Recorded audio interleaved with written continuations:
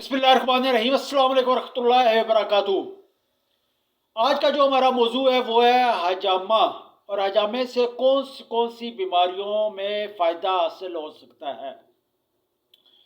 جیسا کہ آپ کو پتہ ہے کہ تقریباً میں ہر مہینے آپ کو حجامے کی سنت تاریخیں بتاتا ہوں۔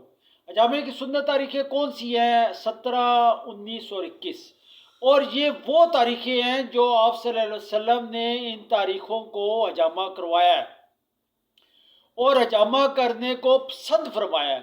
آپ خود یہ اندازہ کر لیں کہ جو کام آپ صلی اللہ علیہ وسلم نے خود کیا ہے اس میں تو فائدہ ہی فائدہ ہے، اس میں تو نقصان ہونے کا 1% بھی چانس نہیں ہے۔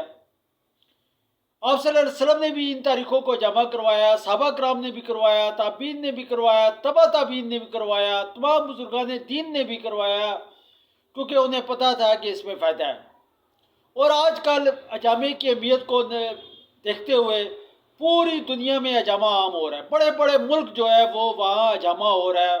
انہوں نے میڈیسن پہ جو ہے وہ کم کر دیا ہے، میڈیسن کو کم کر دیا ہے، اور حجامے کو خاص کر چائنا ہو گیا، امریکہ ہو گیا، انگلینڈ ہو گیا، ان ملکوں میں اب باقاعدہ حجامہ ایک طریقہ علاج بن چکا ہے۔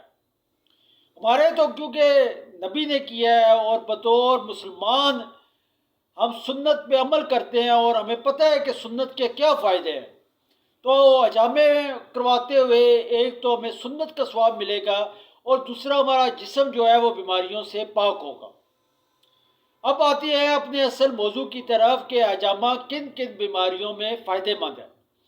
حجامہ جو ہے سب سے فائدہ مند جو ہے وہ جلدی امراض میں ہے، کیونکہ حجامے میں کپنگ تھراپی کے ذریعے جسم سے گندا اور فاضل خون نکال دیا جاتا ہے۔ ہمارے زیادہ تر جو جلدی امراض ہیں وہ خون کی خرابی کی وجہ سے ہے۔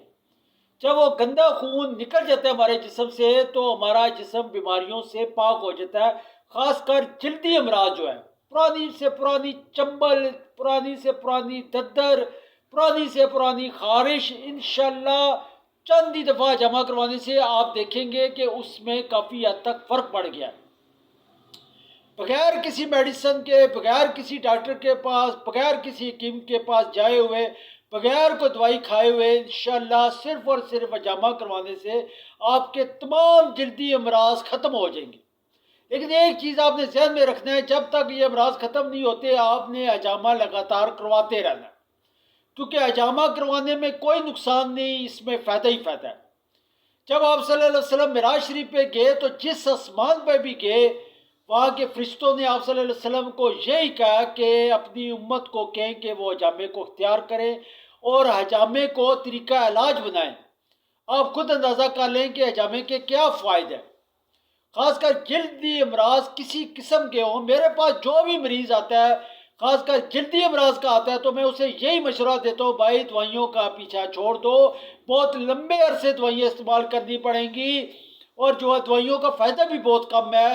تم حجامے کو اختیار کر لو، ہر مہینے کی سنت تاریخوں کو حجامہ کرواؤ، انشاءاللہ تعالیٰ چند ہی دفعہ حجامہ کروانے سے تمہیں خود بخود فرق پڑے گا۔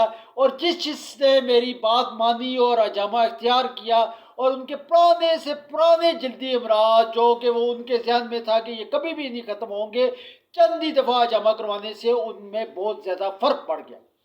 تو میری تمام دوستوں سے یہی گزارش ہے کہ اگر کسی کو جلدی امراض ہیں تو وہ دوائیوں کی جگہ حجامہ کروائیں، سنت کا بھی فائدہ لیں، سنت کا بھی ثواب لیں، اور اپنے جسم کو بیماریوں سے پاک کریں۔ انشاءاللہ تعالیٰ میں اپنی اگلی ویڈیوز میں مزید بیماریوں کے بھی متعلق بتاؤں گا کہ کون سی بیماریاں ہیں جن میں حجامہ فائدہ مند ہے۔